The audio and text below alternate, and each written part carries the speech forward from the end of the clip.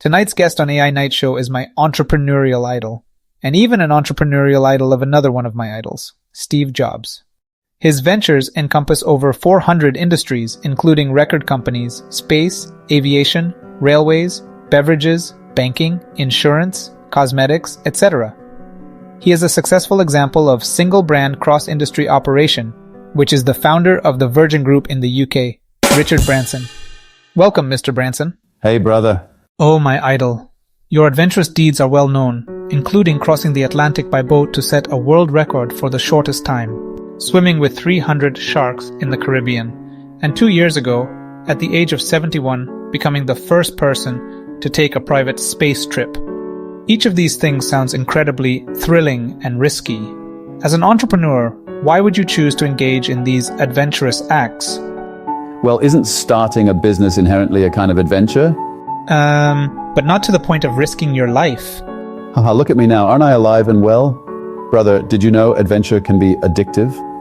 After I challenged myself to fly across the Atlantic in a hot air balloon, I always wanted to do something even more thrilling. There's a force within me that drives me to keep trying, to push the limits. And this also adds to the fun of my business. That's a good point. Life is an adventurous journey, and not daring to take risks is in fact a bigger risk. The brave may not live forever, but the timid have never lived at all. What might seem like a risk to others is me doing what I love. Everyone has specific reasons behind their actions.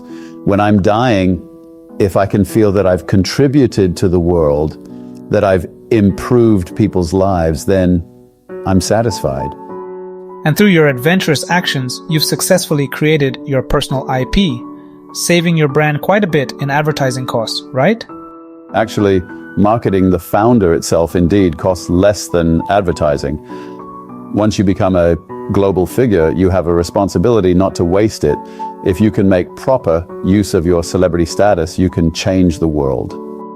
In people's conventional understanding, a company that spans so many industries is hard to do well in all of them, but Virgin seems to be an exception.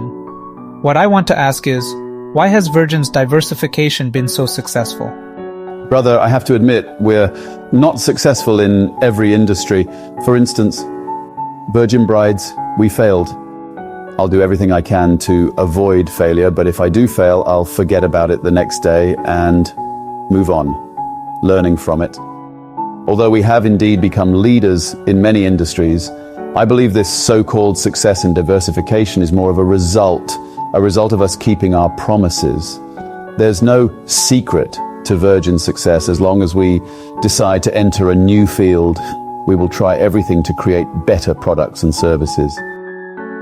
Repeatedly challenging new industries and achieving success has made the Virgin brand a kind of lifestyle and value system, which should also greatly assist Virgin in expanding into new industries, right? It helps a bit to get new users to try Virgin products, but fundamentally, it depends on whether we have created something different. So what is the underlying motivation for your continuous adventurous actions? I'm going to say fun. If business were only about cash flow as taught in MBA classes, how boring that would be, and it doesn't fit with my business philosophy. The secret to Virgin's success is fun. Everything I do is out of fun. Work and entertainment are both life. You know, I read a media report that you pledged in your will to donate 10% of your estate to charity. Is that true? Absolutely. If you consider yourself a privileged class, not doing anything substantial could be a huge waste. Rather than pursuing profits, I think successful entrepreneurs need to take on more social responsibility. Use their business skills and resources to solve social problems, create more jobs. Every day I spend most of my time trying to correct things in the world that I think are wrong. Sometimes we succeed, sometimes we fail, but it's all worth a try. I see. That's why people say you appear to be frivolous, but are filled with national righteousness. Indeed, for those just starting a business, I think they first need to learn how to survive. In the first few years, don't rush to consider entrepreneurship as a way to solve major social problems. First, ensure that you can stand on your own, ensure that you have enough cash flow so that you may become one of the few survivors. because most startups will fail. Once you're making money and standing firm, then consider taking on some big social responsibilities. Very sound advice. Precisely because most startups will fail, the courage to continuously take risks becomes incredibly important. Entrepreneurs are those who turn ideas into reality, but this process indeed requires courage. As people grow older, it becomes harder for them to muster that courage. They might have mortgages, own an apartment, have children. All of these constitute challenges that bring insurmountable fear, and it's understandable. But as long as they're still willing to try again, there's always a chance.